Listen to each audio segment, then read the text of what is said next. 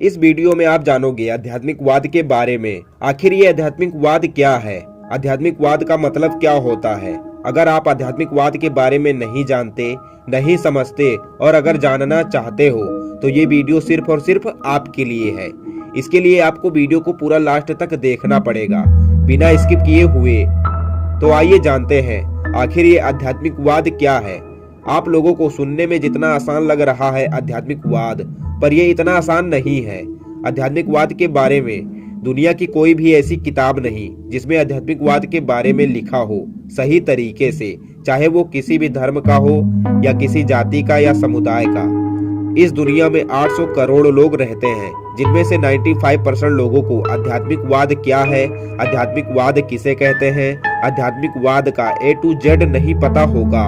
और 5% लोगों में से मैं भी एक हूँ जो आपको आध्यात्मिकवाद के बारे में बताने जा रहा हूँ। और अगर सच में आप भी आध्यात्मिकवाद के बारे में जानना चाहते हो और समझना चाहते हो तो बहुत ही ध्यान से वीडियो को देखना और सुनना।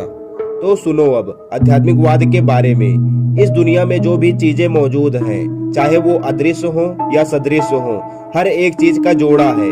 जोड़ा का मतलब एक जैसी दिखने वाली दो चीजें नहीं। जोड़ा का मतलब एक के बिना दूसरा अधूरा और दूसरे के बिना पहला अधूरा।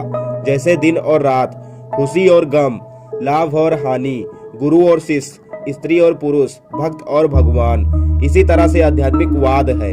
इसका जोड़ा है भौतिकवाद।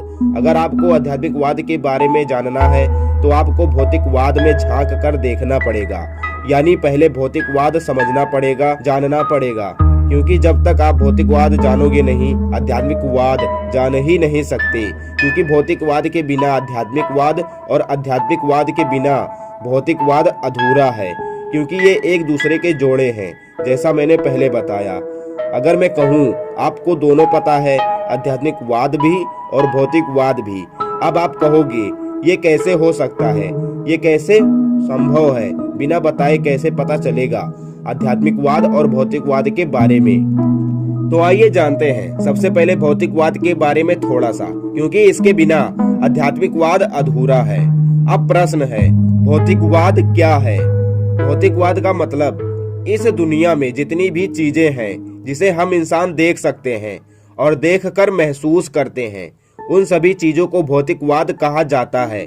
भौतिकवाद का मतलब यह होता है इस ब्रह्मांड में और कायनात में जो भी चीजें बनी हैं उन पर इंसानों का कोई हस्तक्षेप ना हो। इस सृष्टि में जो भी चीजें देखकर हमें ये लगता है इसे प्रकृति या नेचर या कुदरत ने बनाया है, जिसे हम इंसान अपनी आंखों से देख सकते हैं और देखकर सिर्फ और सिर्फ यही कहते हैं इसे कुदरत ने बनाया है।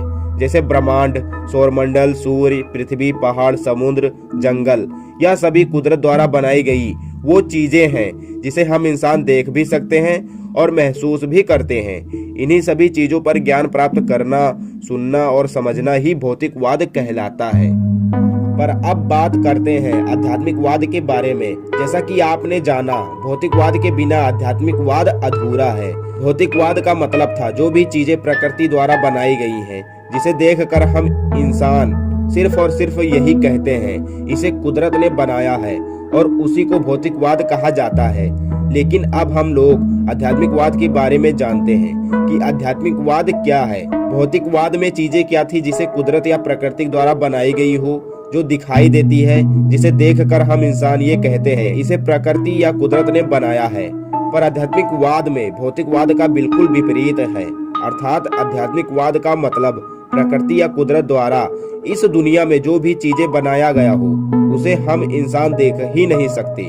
जी हाँ, लेकिन कोई भी ऐसा व्यक्ति नहीं है इस दुनिया में जो महसूस न करता हो आध्यात्मिकवाद को।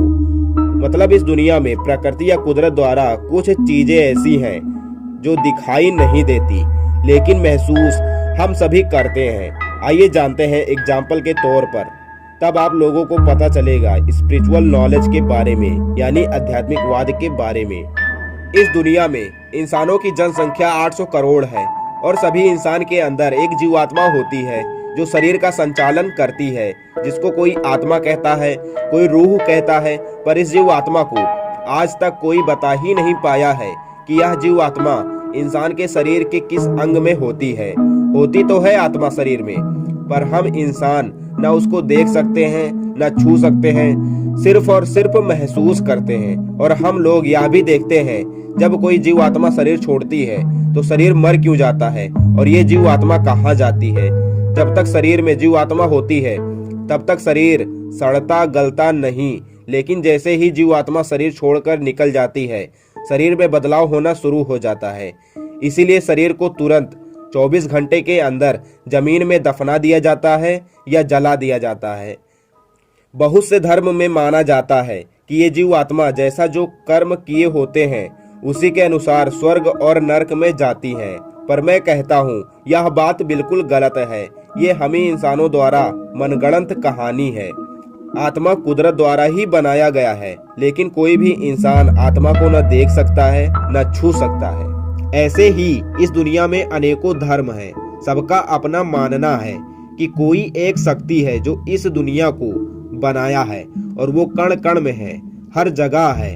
मैं भी मानता हूँ इस दुनिया को बनाने वाला एक है और वो कण कण में होते हुए भी दिखाई नहीं देता, लेकिन हम सबको यकीन है कोई तो है जो हम सभी की प्रार्थना को सुनता है और उसको पूरा करता है, और वही इस दुनिया को बनाया है, हम सबको नियमों में बांध दिया है। लेकिन आज तक कोई भी उस ताकत को न देख पाया है न छू पाया है। और आध्यात्मिकवाद का मतलब भी यही होता है, कुदरत या कुदरत के द्वारा जो भी चीजें इस दुनिया में मौजूद हैं, जिसे कोई भी इंसान देख नहीं सकता लेकिन इनकार भी नहीं करता, जिसको हम इंसान महसूस करते हैं देख नहीं सकते, उसको आध्यात्मिकवाद कहा जाता है। इन्हीं सब चीजों पर ज्ञान सुनना, ज्ञान प्राप्त करना ही आध्यात्मिकवाद कहलाता है, जो होती तो है इस दुनिया में पर हम इंसान देख नहीं सकते, सिर्फ और सिर्फ महसूस करते हैं। दोस्तों बस इतना ही। बताने को तो बहुत कुछ है आध्यात्मिकवाद के बारे में, लेकिन आज आपने आध्यात्मिकवाद का मतलब क्या होता है ये जाना है। मिलते हैं अगली नई वीडियो में।